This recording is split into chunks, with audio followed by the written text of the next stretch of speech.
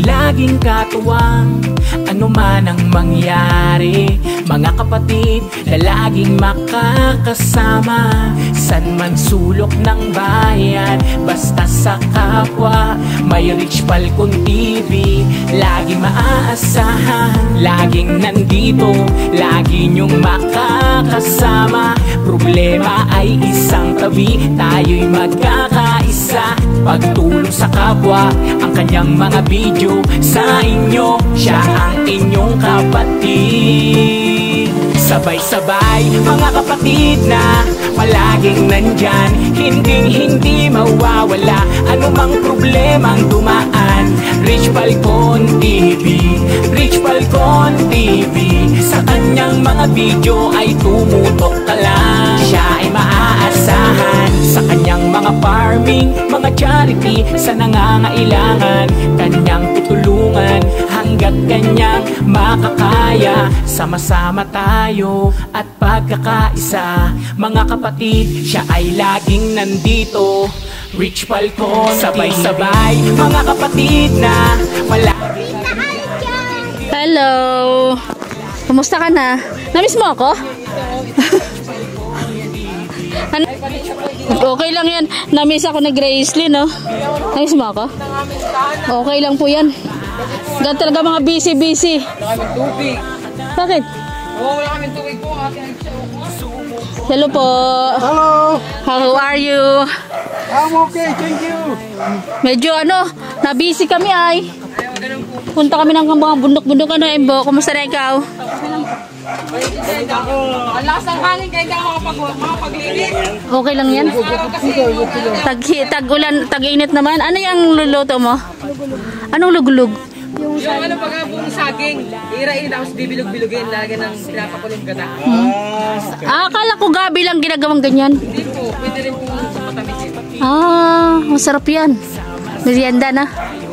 How are you? Sabay-sabay, mga kapatid na Pagod ako. Kumusta ka na, kuya? How are you now? Oh, I'm okay, thank you. What happened to your face? You look good. It's so, how do you call that? Blushing. Blushing. Maybe the hot sun. Too much hot. Too much What is that? walking the hot sun Namiss. from here. Back pain. So what's happened to your back? Daddy, ka na. I have been walking. I have tried to walk. Doing some jogging. Doing some exercise on this Don't do the jogging anymore. Maybe it will break your bone. Halika, Bunso.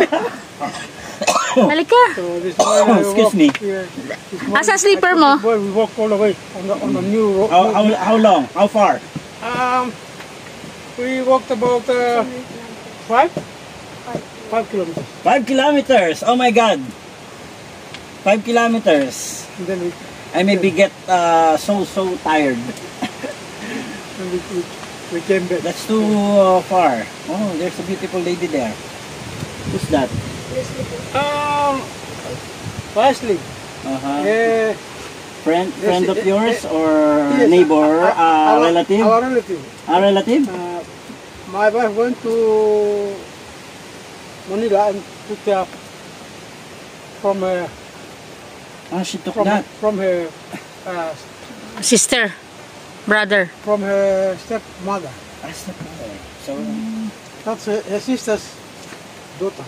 Okay. Yeah, her sister's daughter. But her sister wanted her to They have to go and pick her up, so she stay here and she will attend school here. So she will attend school here. Yes. She's living with you, your family. Yes, she's going to stay. Okay. You have Extra. ampon. An extended family. Student family. Yes. I have a good news to you, but not so good. But still good. Not so good, but still good. Yes. There's someone. Ate,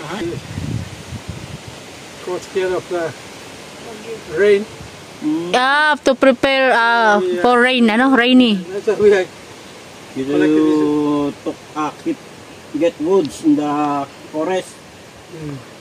Oh, ang ganda ng lutuan nila, Daddy. That's nice. Ganda ng lutuan. So, how about your family in Papua New Guinea? You still have no contact with them? No contact with them. There are some people who are asking, why is it when the things happen to you, the abduction, why you did not call the relatives in Papua New Guinea or your company there? You still have a connection at that time. So what happened? I have been. Everything. I was cut off because of when my cell phone went bad. My house phone went bad. Then I completely cut off. So you did not write No. any letter No. or message, telegram to them, so that you can reach them No. and send you help here. I tried to get some help, but I couldn't. So, hello, Grace Lee. Oo, sinalubong ako nito kanina. Namiss ako. You're still beautiful. Yes. Di ba? Tingnan mo. Very, very, very beautiful. Older you get more beautiful. Oo, di ba? Where's your mama? Andun po, nasa CR. Ay, nagtatagalog na siya. Daddy, yung... Yes. We have been so busy. I know. And we go so many places. I know. You'll be And helping everywhere. also, helping people there. And we heard that your wife Going to Malaguna. go to Laguna. Yes. Yeah, with Gracelyn. How about the parents of this child? That one is Ano silang basa? Both parents? the father has another lady. So they get separated. Another lady, and then this one is another one. Mother. She is only child? She's the only child. Where's the mother? The mother's there? Mother No. already go to she's in Malaysia. Okay. So the father She's married is to in another family Yeah. and the mother is go abroad. Yeah. Go abroad and she got married in Malaysia. From Malaysia. Mhm. And So what happened to this girl? this girl was What grade she is? 7. This is going to grade 7 this year. Nag-i-school siya. Already enrolled here? Already enrolled at what's the name? Huh? Somewhere in Labo. Somewhere in Labo. Secondary. This kind of, Bakit nahiya siya? Bakit siya nahiya?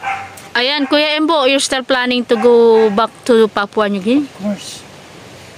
Kuya Dennis pala. me. Oh, yeah. Yeah, you. Yeah. Of course. I want to go and visit and then Go back. come back. And come back here. Come back in the Philippines. And I decide whether to apply for residential visa or Here? residential visa or for citizenship or whatever I will decide. Kuya Embo, you have any idea how much we spent if we process your paper?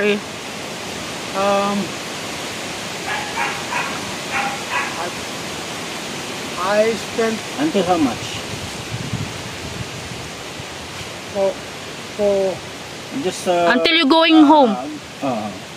Processing your papers and everything. What do you call that? Passport. Fee, Penalty. Oh, You still paying for penalty? I think I will still pay for the penalty. They might- And how much you think we spent of it? I was, I think, they told me when I called, they said,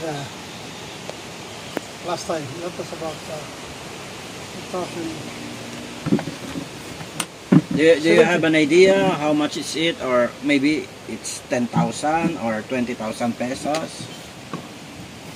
What do you think? It's about, I don't know what the regulation is at this time. Mm-hmm. It may have been decreased or increased, I don't know. Mm-hmm. Because they charge for a delay. In your country, that just like this case, ano sila, di ba? Stranded Filipino. So, do you think we are about to get in jail? Maybe, but if I don't pay for the penalty, Mm-hmm. but They keep you in Are you jail. afraid? Huh? Are you afraid here in the Philippines that maybe you can get Jailed? Jailed? I'm not scared. Uh-huh. But I'm still thinking that if I had money at that time, Mm-hmm. I was thinking of paying the penalty. Mm-hmm. I see. So that's our problem. How much is it? How much? You don't have any idea? That's I do not have any idea. But if we can get Maybe in if touch we with can get immigration, we can go to Immigration. Manila and immigration yeah, and ask them for that case. Maybe we can get the idea the idea. and how much. Maybe they will charge for per month. Mm-hmm. Per month It's in 3 years, No, 7 years. 7 years. Yeah. Hindi kasi 2021 lang nawala yung ano niya. Hindi, kung naka-overstay siya dito ng 7 years. Oo nga, from 2021. Doon pa. Yung passport yun, daddy, yung passport. Oo. Pero yung overstay niya, 7 years daw. Hindi, hanggat hindi nag-expire ang passport mo, hindi yun bibilangin. Maybe it will start in 2018. 2018, oo.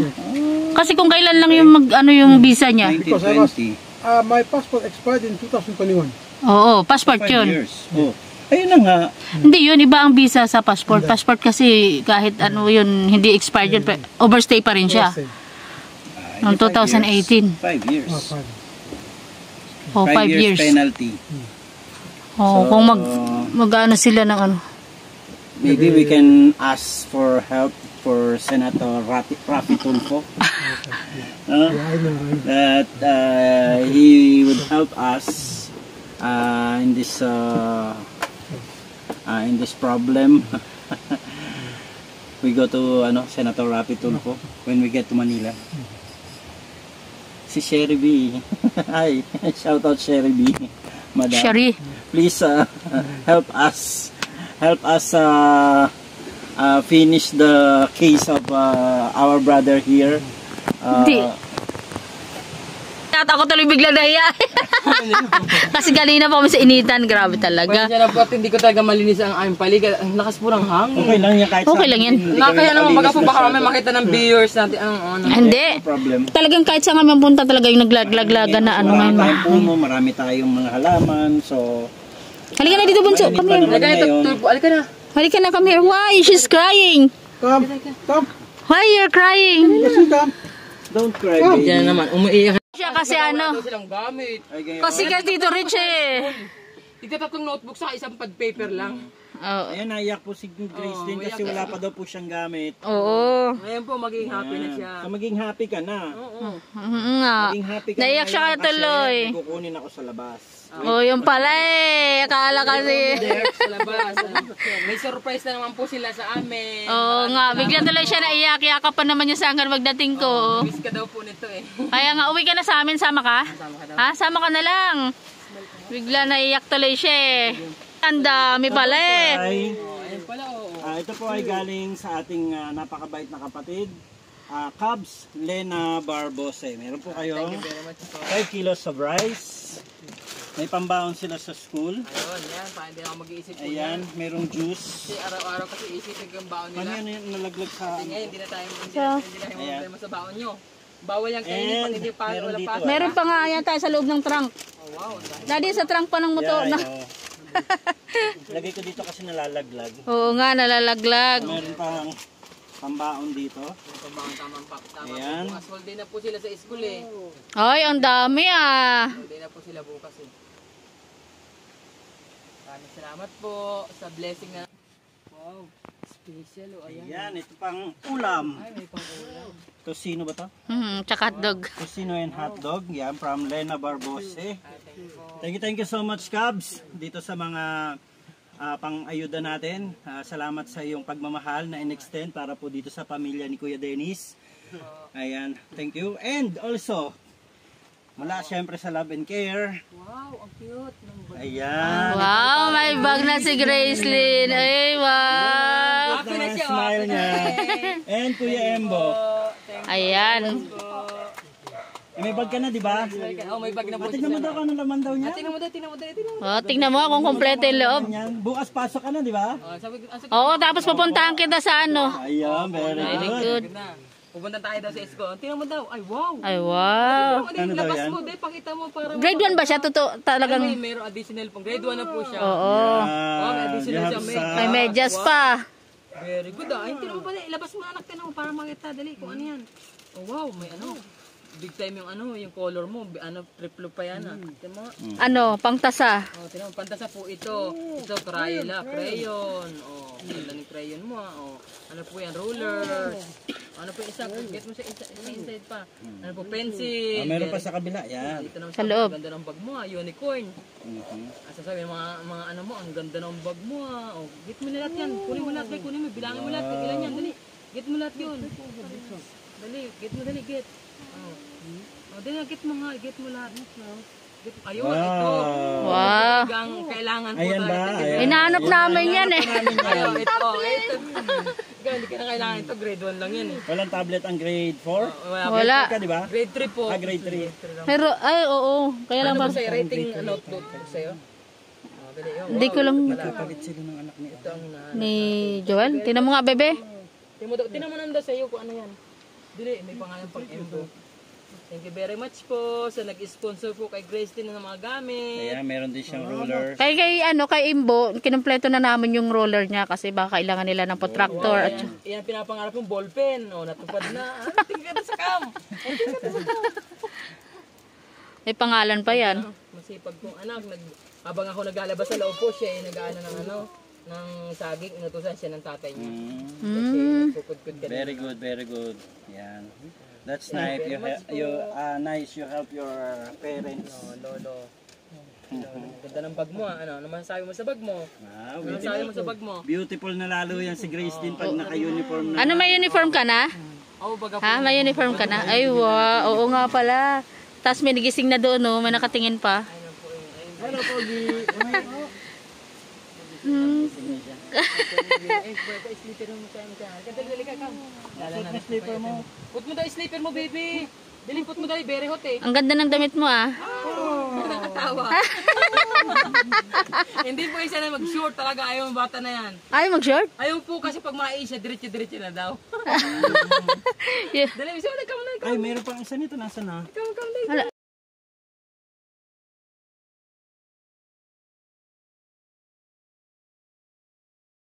Oo, may red ka. Kaya yun ang gamit namin kasi nauna na yung red niya. At saka yung isang, Tito Rich, Yung isang kahilahingan nga ni Imbo, na hindi talaga natin mahanap. Wala kami mahanap. Umbrella na lang po, umbrella na lang. Yun nga sabi ko sana kahapon. Sabi ko, bigyan, umbrella na lang kaya. Ang karamihan ng raincoat dito, puro pang malalaki. Oo. Inikot namin yung Kaming SM. Hanap kami sa SM, wala. new one. New one. Wala din. 101, wala. Oo. Sa labo, wala din. Galingan mo, maraming sponsor ngayon sa atin. Oo nga. Maging first honor ka ulit ha. Ha? So, okay na yung gamit mo? Okay na ang sabi mo. Very good. Very good. Welcome. Ayan. So, meron akong, sabi ko nga hindi masyadong good news. Pero para sa akin, good news yan. Kasi, syempre, hindi pa naman enough para dun sa kahilingan ni Kuya Dennis. Ay, okay po. Ayan. Okay po. Ayan. Gusto ko pong magpasalamat dun sa ating anonymous sponsor na recently siya rin yung tumulong sa atin na binigyan kayo ng mga pagkain dati. Yung bigas ninyo, 25 kabans. 25 kilo po. Opo. Ay, 25 kabans, 25 kilos. Thank you po. So, siya rin yun. Okay po. Thank you po. Ngayon, Anonymous, last time, nagbigay siya ng 5,000 pesos. Pinatabi niya sa akin ang 5,000 pesos para panlakad ng mga kailangan. ng papeles ni Kuya. Kaya ako nagtatanong kung magkano ang possible na magamit natin kasi baka yung 5,000 pesos ay hindi enough. Opo, hindi po enough. Papunta lang ng Manila yun, papunta ng immigration. Okay lang, may bahay naman kami sa Manila, pwedeng doon kami tumuloy. Ang problema namin is yung mga iba pang gastusin. Ayan nga po. Kaya kami po ay patuloy na lumalapit sa mga kapatid natin at mga kababayan natin na may magandang puso na sana po ay madugtungan natin yung sinimulan ni Madam from Japan na nagbigay po siya sa atin ng 5,000 pesos. So, yun po ay nakalaan na para kay Kuya Embo, ay kay Kuya Dennis, no? So may 5,000 pesos na siya, hindi naman natin siya pwedeng gamitin para sa ibang kasi ay intended po yun para talaga sa pag-process ng papel niya. So siguro kung aabot na siya ng mga 20,000 pesos, pwede na tayong lumakad. No? We can go to Manila and try to process your papers. Okay?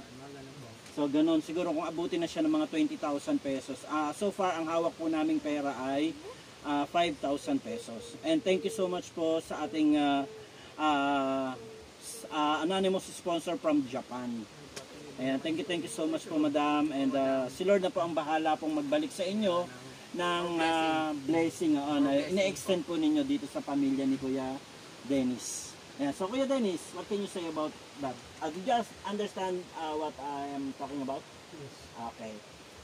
So what can you say to our anonymous sponsor? She gave you 5,000 pesos as initial, and I don't know if we can still ask for some other people there that willing to help you to go back to your country. So what can you say to them? Thank you very much for your kind-hearted assistance. I'm very grateful. Also, I thank the Lord for touching your heart to help people like myself and my family. Especially for me to get back to my country.